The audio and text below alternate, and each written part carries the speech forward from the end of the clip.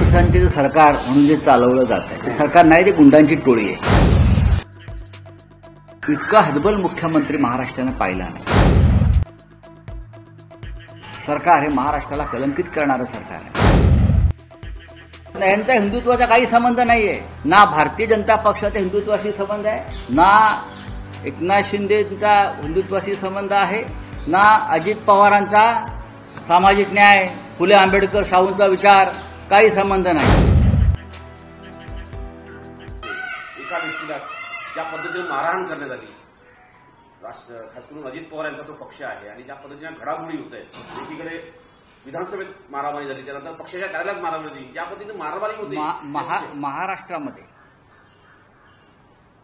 फडणवीसांचे जे सरकार म्हणून जे चालवलं जात आहे ते सरकार नाही, ते गुंडांची टोळी आहे. आणि राज्यामध्ये एक प्रकारचं अराजक निर्माण झालेलं आहे, पूर्ण अराजक. बघा, देवेंद्र फडणवीस मुख्यमंत्री म्हणून मोठी मोठी छाती ठोक, छातीवर ते हात मारून वगैरे भाषणं करतायत. हे करीन, ते करीन, त्याला सरळ करीन, त्याला सरळ करीन, भ्रष्टाचाराला तुरुंगात टाकीन, गुंडगिरी सहन करणार नाही. त्यांच्या राज्यात काय चाललंय? स्वतः गृहमंत्री आहेत, मुख्यमंत्री आहेत.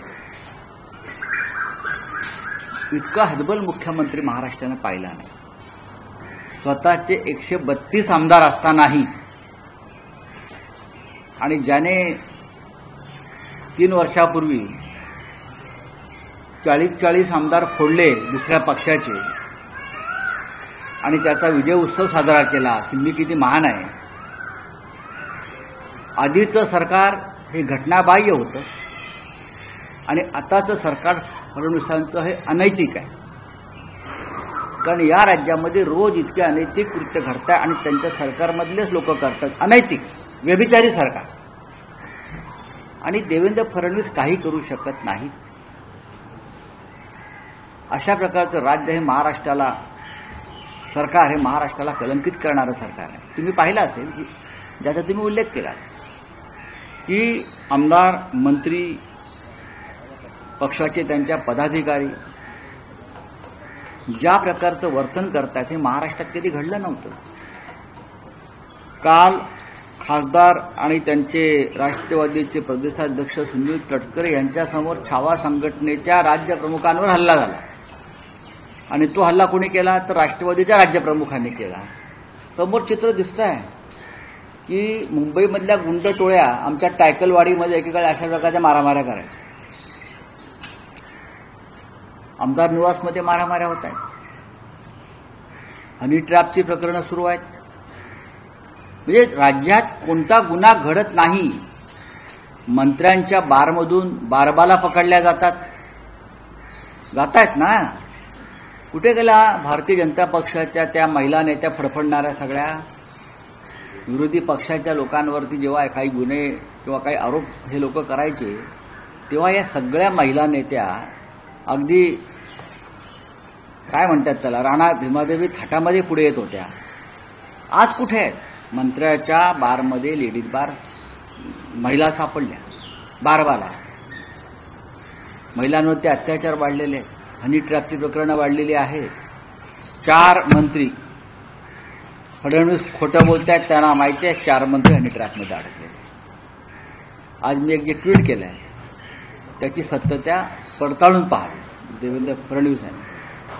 आमचे जे खासदार फुटले, जे फडणवीसांनी फोडले असं म्हणतात किंवा अमित शहाने फोडले असं म्हणतात, त्याच्यामध्ये ईडी, सीबीआय आहे. त्याच्याबरोबर 4 खासदारांना हनी ट्रॅपमध्ये अडकवले.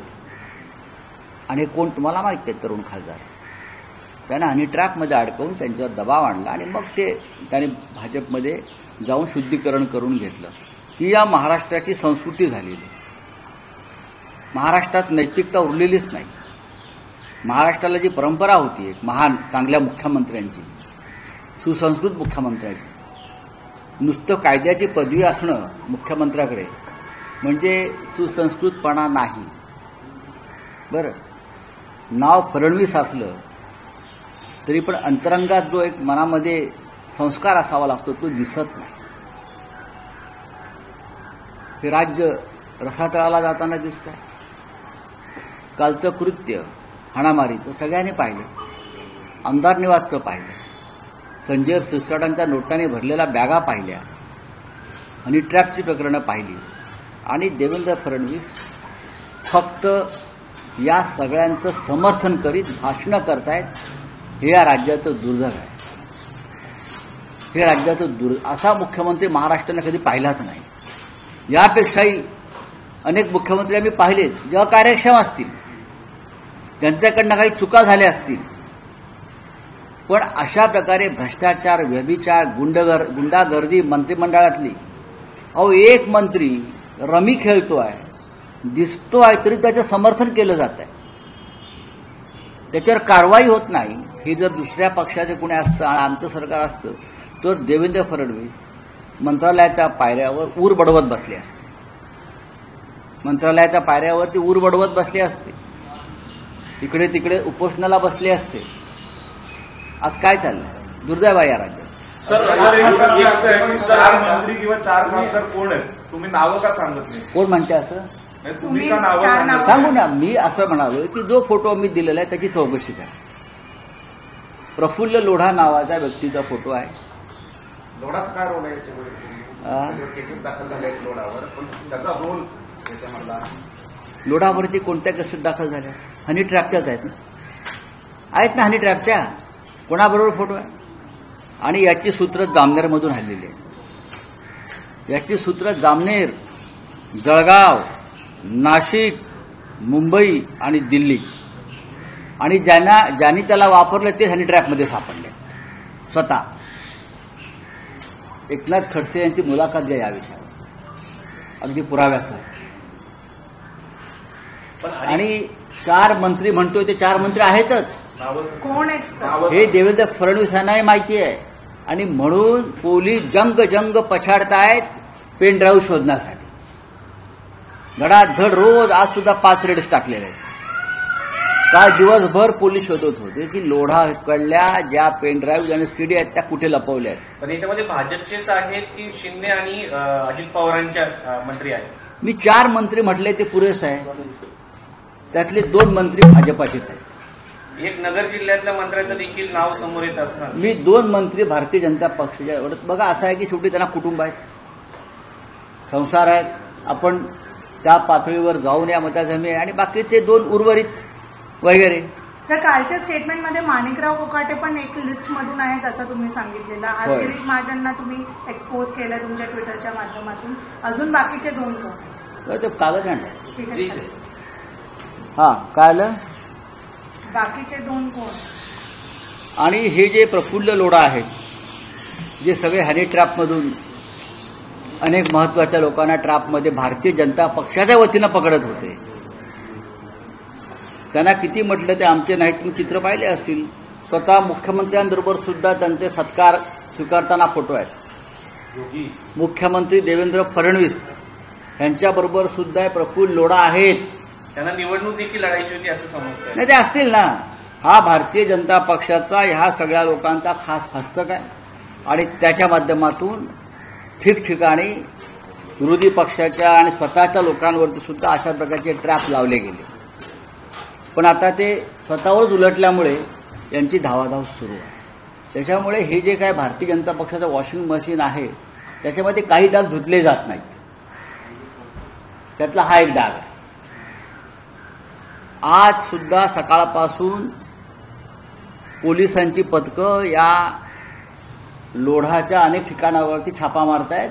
त्यांना 4 पेन ड्राईव्ह शोधायचे आहेत आणि 2 सीडीज आहेत. असा एक मोठा ऐवज आहे. तो ऐवज त्यांना शोधण्यासाठी, कारण त्याच्यामध्ये जे काय आहे हे देवेंद्र फडणवीसांनाही माहिती आहे, गिरीश महाजनांना माहिती आहे, महाजनांना माहिती आहे, अनेक मंत्र्यांना माहिती आहे. धावाधाव झालेली आहे, धावाधाव. त्याच्यामुळे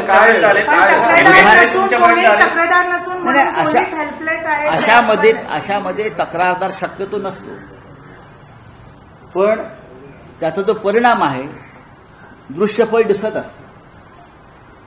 संबंधित व्यक्ती, संबंधित सरकारचे लोक हे कशा प्रकारे ब्लॅकमेल करतात त्याचा वापर करून.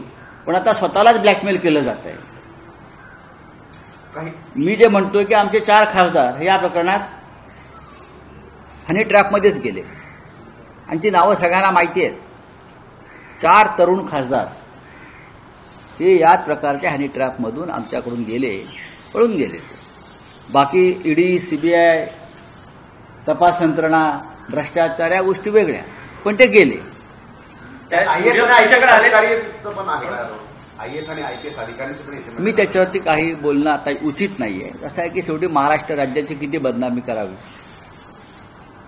शेवटी राज्य आपलं आहे. पण कशा प्रकारचं सरकार या महाराष्ट्रामध्ये आहे, काय विकृतीचे आणि वृत्तीचे लोक मंत्रालयात बसलेले आहेत, विधान भवनात बसलेले आहेत, हे कळलं पाहिजे. तुम्ही नैतिकतेचे धडे जगाला देता, नाकाने कांदे सोलता, तुमचं नाकच कापलंय. पण देवेंद्र फडणवीस म्हणतात कुठलाही हनी ट्रॅप झाला नाहीये, काहीच झालं नाहीये. त्यांच्या बाजूलाच हनी ट्रॅप बसले होते. हनी ट्रॅप होते त्यांच्या आजूबाजूलाच होते. हो, देवेंद्र फडणवीस हे किती खोटं बोलतात ते सगळ्यांना माहिती आहे.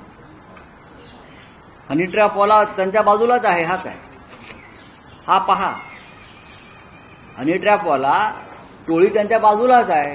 हनी ट्रॅपचे सूत्रधार त्यांच्या मंत्रिमंडळामध्ये आहेत. मी सगळं पाहिलंय. राऊत साहेब, मी आणि खडसेंनी सगळं पाहिलं. राऊत साहेब, हनी ट्रॅपचा उद्देश काय होता? याची सुरुवात नक्की कुठून झाली? म्हणजे दिल्लीतून झाली. महाविकास आघाडीचं सरकार पाडण्यासाठी जे विजय वडेट्टीवार म्हणतायत त्यांनी थोडीशी अल्प माहिती दिली. पूर्ण माहिती मी तुम्हाला देईन. परवा 2 दिवसापूर्वी काँग्रेसचे नेते विजय वडेट्टीवार यांनी त्याला एक निसटता स्पर्श केला की आमचं सरकार हनी ट्रॅपमुळे पडलं, पण त्यांनी पूर्ण माहिती दिली नाही. ते पडलं नाही, ते पाडलं. हनी ट्रॅप पडलं नाही, पाडलं. आणि 16 ते 17 आमदार,